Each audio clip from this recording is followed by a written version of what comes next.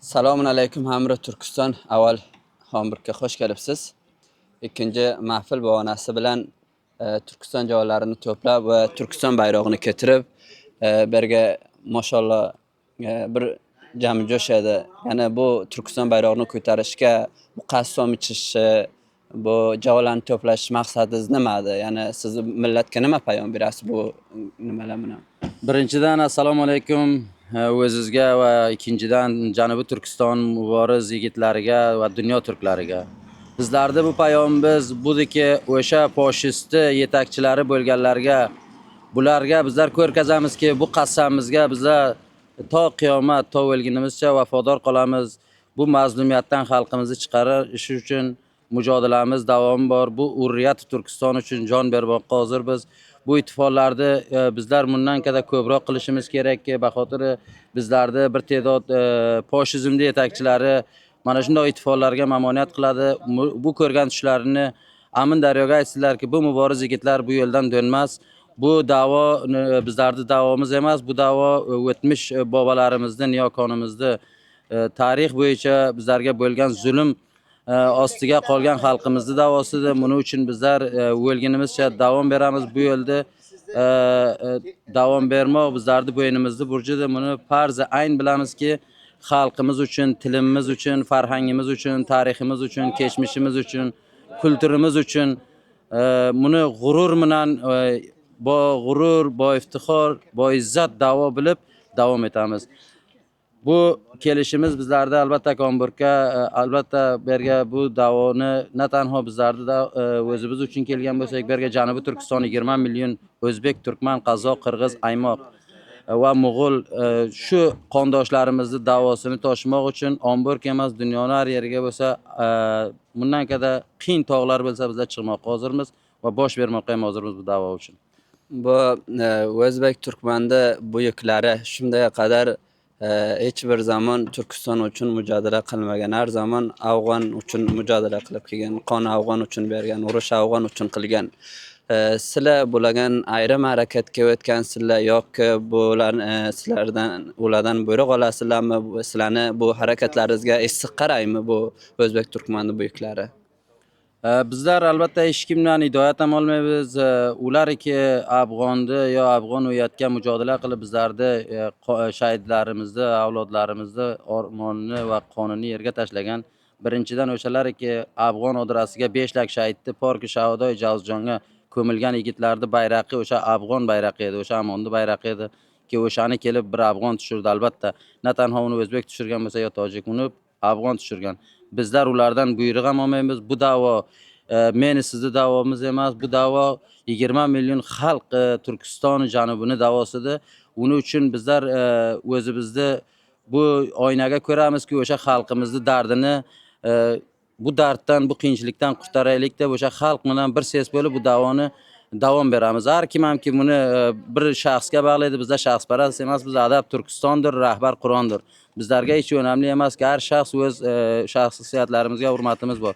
Agar bu da'voga qo'shilmaydilar, bizlarni qarshimizga turib, fashizmda va zulm qilganlarning yetakchisi bo'lib, bizlarni qarshimizga turmasin.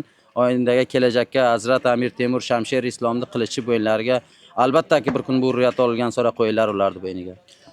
Bu ulardan ham buyruq olmaysizlar. Sizlarga buyruq berayotgan bormi? Sizlarning bir kattalaringiz, raislaringiz, boshlaringiz bormi? Ya'ni boshlaringiz bo'lmadan ustoz bir harakatga o'tgansizlarmi? Bizlarga albatta kattakon xalqimiz, turk xalqini har bir yigiti, Turkiston janubini har bir yigiti bir xoqondir. Bizlar uchun katta oqsoqollarimizga hurmatimiz bor. Bizlar hech kimdan hidoyat ham olmaymiz, hech kimga vobasta ham emasmiz, hech kimga bog'liq ham emasmiz. Bizlar faqat Turkiston xalqiga 20 million zulm ko'rgan, bu kungi to'proqlariga Xaybar Pashtundan keltirib yerlashtirgan sharak deb tuzatib bizlarning yurtlarimizni beradi. Bularni zulmdan, mana shu zulmlardan qutqarar uchun o'sha xalq da'vosini toshlaymiz. Xalqni bizlarning odrasimiz xalqdir. Ya'ni sizlar bu harakatlaringiz bilan ya'ni bu harakatlaringiz sizlarni qancha amalga oshadi? Ya'ni oyandaga, ya'ni kelajakka sizlar nima fikr qilasizlar? Nima deb o'ylaysizlar bu Janubiy Turkistonni past olishga, ya'ni o'zlaringizga bir rahbar tayin qilishga, ya'ni qancha sizlar uchun amalga oshiradilar? Bizlar uchun albattaki rahbar muhim emas. Bizlar shaxsiyatlarimizga, kadrlarimizga muboriza qilgan, sodiqona Turkiston uchun muboriza qilganlarga hurmatimiz bor. Da'volar mudoman kichkinadan boshlangan. Misol bersam, har bir da'voni bu kun ayta olamizki, Jaguaro bo'lsin, bir shaxs edi, yo Gondo bo'lsin, ayni shakl. O'shani to'g'risiga minglarcha. Bu da'volar kichkinadan boshlangan, da'volar mudoman katta bo'lgan. Bizlar rahbar shaxs muhim emas, bizlarda rahbar, kelajakka rahbar ham yo'q. Har turk avlodi qismiga aytib o'tdim. O'sha raqamga aytaman, har bir turk avlodi bir xoqondir. Turkni do'sti turkdir, turkdan boshqa do'sti yo'qdir. Bizlarga kattakon oqsoqollarimizga hurmatimiz bor. Bizlarga rahbar degan bir narsa butparastlik, bu narsalar turkni tarixiga bo'lmagan. Buning uchun bizlar hech nimamiz yo'q bu narsaga. Sizga kechirasiz. Hozirgi mamlakatimizda boshiga qonunsizlar o'tgan. Bu qonunsizlar bilan urushib olmasangiz boshqa bir yo'li bormi yoki urushmoq zorundamisizlar? Albattaki o'sha forslarda bir naqli bor, aytadi: "Chirog'i zulmi zolim to dami mashar namay so'zat, agar so'zat shabi degar namay so'zat." Bu qonunsizlar bu kun bo'lmasa erta bo'lmasa yo urush. Bizlar avvalan da'vat qilmaymiz hech xalqni, hech kimni o'lmoqqa va shahid bermoqqa, urushmoqqa. Bizlar insoniyat, ilm dunyoga yaratgan bir xalqmiz. Bizlarning bobolarimiz 1200 dona yulduzni sanab kelgan Mirzo Ulug'bekni to'rini biz. Dunyoni 3 qit'asiga hokimiyat qilgan Hazrati Amir Temur Shamsheri Islomni to'rini bizlar. Bizlarda qonimiz ko'p qiziq. Bizlarda qonimiz har zamon chavkotdan chiqdi zamon uni past o'sha chavkotiga yo qolipiga taylamoq ko'p qiyindir. Bizlar albatta da'vat qilamiz, misliki bu bobolarimizni yo'llarini tanlaganimiz uchun uning uchun o'sha yo'ldan ketamiz. Agar vaqtiki dushman bu raqamiki bizlarni bu kun to'proqlarimizga keltirib, Toliqonni, Xo'jabobodinga 3 yil avval 500-600 uyni keltirib meni qondoshlarimni, Toliqon yigitlarini kishovarzli qilib o'ltirgan 14 yashar bolalarni sinasidan o'q bilan otganlarini bizlar unutmaymiz. Ammo bu zulmni ostiga bu kun xalqimiz qolibdi. Bizlar avvalanki insoniyat yo'lidan ketamiz, vaqtiki bo'lmasa, albatta qonimiz qiziq, qolipdan chiqqan sora o'sha bobolarimizni yo'lini tanlamoqqa hozirmiz, o'sha qilishni chiqarmoqqa ham hozirmiz. Rahmat, men sizga oxirin savolni so'rayman. Oxirin savolim shudiki, hozir sizlarning namoyandalaringiz bo'lib to'xtagan o'sha qonunsizlarni ichiga bordi.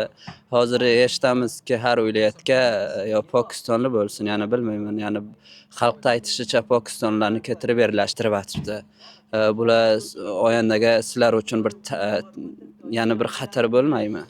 Albattaki bu kun agar pashtunlar ketiradi, Foryob, Toliqon, Badaxshon, Javzijon, Saripul, Balx, Kunduz, Bag'longa yerlashtirgan, bularni ular yaxshi biladiki nima uchun ketirib yerlashtiryapti. Bularni yerlashtirishi nima uchun Lingarhor, Ilmand, Qandor yo amsol u ko'proq o'sha o'lkalarda har qaysiga boring 500 ming, 600 ming nufus yo'q, ammo yurti ko'p katakon. Bizlarni bu kun biladi Turkiston jo'grafiyasiga turk xalqi aksariyat bo'lgani uchun bu kun keltirib bizlarni ichimizda katta bir fojiani yaratmoqchidiki, kelajakka agar bizlar bosh qoldirsak dushman qarshisiga uriyat uchun bizlarni alaymizga bir urdi o'larak bularni qo'llanmoq uchun bizlarni yurtimizga keltirib yerlashtiryaptilar. Rahmat, xush bo'ldim, salomat bo'ling. Rahmat.